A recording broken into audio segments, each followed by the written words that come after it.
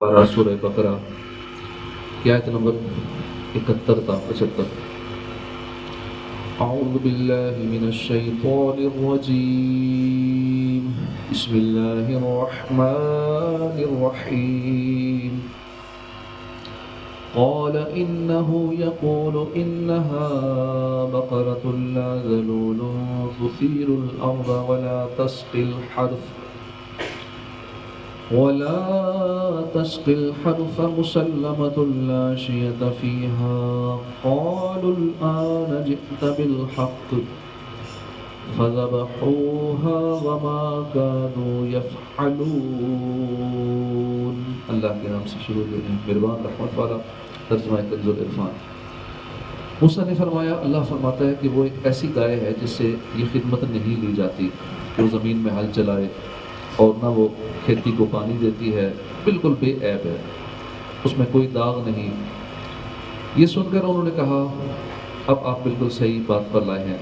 پھر انہوں نے اس گائے کو ذبح کیا، حالانکہ وہ ذبح کرتے معلوم نہ ہوتے تھے۔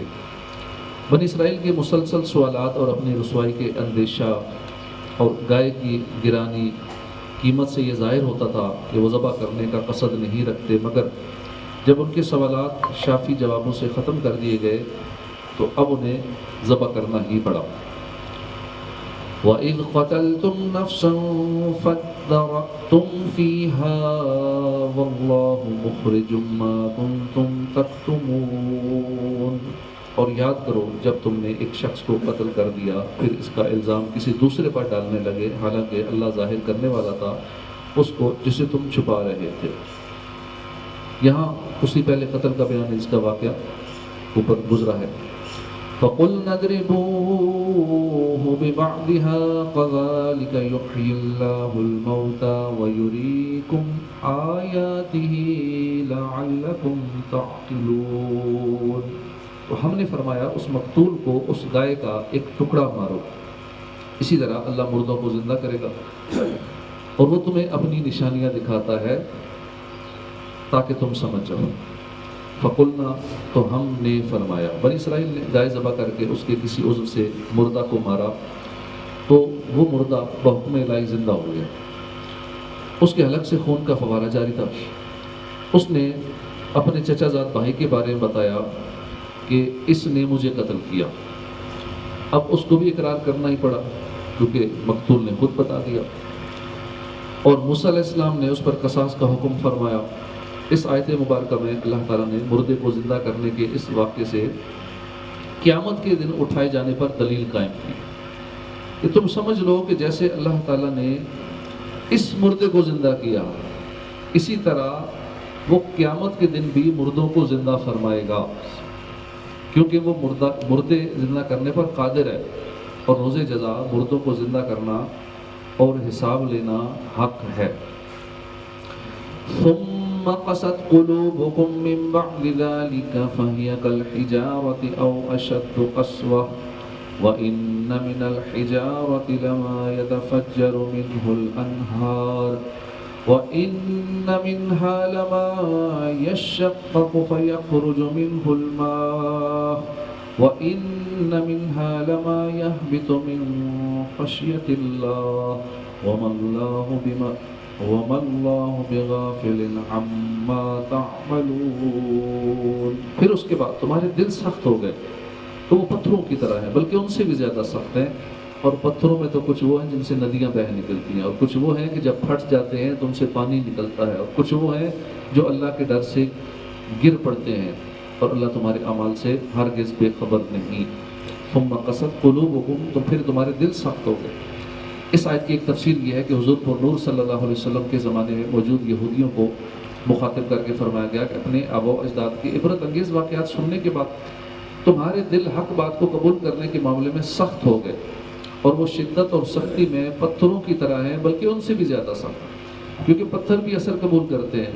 یہ کچھ پتھروں سے ندیاں بہہ نکلتی ہیں، اور کچھ ایسے ہیں کہ جب پھٹ جاتے ہیں تو ان سے پانی نکلتا ہے، اور کچھ وہ ہیں جو اللہ کے ڈر سے اوپر سے نیچے گر پڑتے ہیں، جبکہ تمہارے دل اطاعت کے لیے جھکتے ہیں، نہ نرم ہوتے ہیں، نہ اللہ سے ڈرتے ہیں، اور نہ ہی وہ کام کرتے ہیں جس کا انہیں حکم دیا جاتا ہے۔ اور یاد رکھو کہ اللہ تعالیٰ تمہارے اعمال سے ہرگز بے خبر نہیں، بلکہ وہ تمہیں ایک خاص وقت تک کے لیے مہلت دے رہا ہے۔ دوسری تفسیر یہ ہے کہ اس آیت میں بنی اسرائیل کے وہ لوگ مراد ہیں جو حضرت موسیٰ علیہ السلام کے زمانے میں موجود تھے، ان کے بارے میں فرمایا گیا کہ بڑی بڑی نشانیاں اور حضرت موسیٰ علیہ السلام کے معجزات دیکھ کر بھی انہوں نے عبرت حاصل نہ کی، ان کے دل پتھروں کی طرح ہو گئے، بلکہ ان سے بھی زیادہ سخت، کیونکہ پتھر بھی اثر قبول کرتے ہیں کہ ان میں کسی سے ندیاں بہہ نکلتی ہیں، کوئی پتھر پھٹ جاتا ہے تو اس سے پانی بہتا ہے، کوئی خوف الہی سے گر جاتا ہے جیسے اللہ تعالیٰ کو منظور ہوتا ہے۔ لیکن انسان جسے بے پناہ ادراک اور شعور دیا گیا، حواس قوی ہیں، عقل کامل ہے، دلائل ظاہر ہیں، عبرت اور نصیحت کے مواقع موجود ہیں، لیکن پھر بھی اللہ کی اطاعت اور بندگی کی طرف نہیں آتا۔ اس سے معلوم ہوا کہ دل کی سختی جو ہے نا یہ بہت خطرناک ہے۔ اللہ تعالیٰ ارشاد فرماتا ہے تو کیا وہ جس کا سینہ اللہ نے اسلام کے لیے کھول دیا تو وہ اپنے رب کی طرف سے نور پر ہے، اس جیسا ہو جائے گا جو سنگ دل ہے؟ تو خرابی ہے ان کے لیے جن کے دل اللہ کے ذکر کی طرف سے سخت ہو گئے ہیں، وہ کھلی گمراہی میں ہیں۔ حضرت عبداللہ بن عمر رضی اللہ عنہما سے روایت ہے، حضور اقدس صلی اللہ علیہ وسلم نے فرمایا اللہ تعالیٰ کے ذکر کے علاوہ زیادہ کلام نہ کیا کرو، کیونکہ اللہ کے ذکر کے علاوہ کلام کی کثرت دل کو سخت کر دیتی ہے۔ جو لوگ زیادہ باتیں کرتے ہیں، یہ زیادہ باتیں کرنا دل کو سخت کر دیتا ہے۔ یا ذکر کرو یا پھر خاموش رہو۔ اور لوگوں میں اللہ تعالیٰ سے سب سے زیادہ دور وہ شخص ہوتا ہے جس بندے کا دل سخت ہو۔ جتنا دل نرم ہوگا وہ بندہ رحمت الہی کے سائے میں ہوگا، جس کا دل جتنا سخت ہوگا اللہ سے دور ہوگا۔ دل کی سختی سے متعلق مزید کلام سورہ حدید کی آیت نمبر 16 اور 17 میں موجود ہے۔ أَفَتَطْمَعُونَ أَن يُؤْمِنُوا لَكُمْ وَقَدْ كَانَ فَرِيقٌ مِّنْهُمْ يَسْمَعُونَ كَلَامَ اللَّهِ ثُمَّ يُحَرِّفُونَهُ مِن بَعْدِ مَا عَقَلُوهُ وَهُمْ يَعْلَمُونَ۔ تو اے مسلمانوں، کیا تم یہ امید رکھتے ہو کہ تمہاری وجہ سے ایمان لے آئیں گے؟ حالانکہ ان میں ایک گروہ وہ تھا کہ وہ اللہ کا کلام سنتے تھے اور پھر اسے سمجھ لینے کے بعد جان بوجھ کر بدل دیتے تھے۔ انصار صحابہ کرام کو اس بات کی بہت حرص تھی کہ یہودی اسلام قبول کر لے، کیونکہ وہ یہودیوں کے حلیف تھے اور پڑوسی بھی تھے۔ اس پر اللہ تعالیٰ نے ارشاد فرمایا کہ مسلمانوں، کیا تم یہ امید رکھتے ہو کہ یہودی تمہارا یقین کریں گے یا تمہاری تبلیغ کی وجہ سے ایمان لے آئیں گے؟ حالانکہ ان میں ایک گروہ وہ تھا جو صرف علماء پر مشتمل تھا، وہ اللہ تعالیٰ کا کلام یعنی تورات سنتے تھے اور پھر اسے سمجھ لینے کے بعد جان بوجھ کر بدل دیتے تھے۔ اسی طرح ان یہودیوں نے بھی تورات میں تحریف کی اور رسول کریم صلی اللہ علیہ وسلم کی نعت بدل ڈالی۔ ایسے لوگ کہاں ایمان لائیں گے؟ لہذا تم ان کے ایمان کی امید نہ رکھو۔ اس سے معلوم ہوا کہ عالم کا بگڑنا عوام کے بگڑنے سے زیادہ تباہ ہونا ہے، کیونکہ عوام علماء کو اپنا ہادی اور رہنما سمجھتے ہیں، وہ علماء کے اقوال پر عمل کرتے ہیں، ان کے افعال کو دلیل بناتے ہیں، اور جب علماء ہی کے عقائد اور اعمال میں بگاڑ پیدا ہو جائے تو عوام راہ ہدایت پر کس طرح چل سکتی ہے؟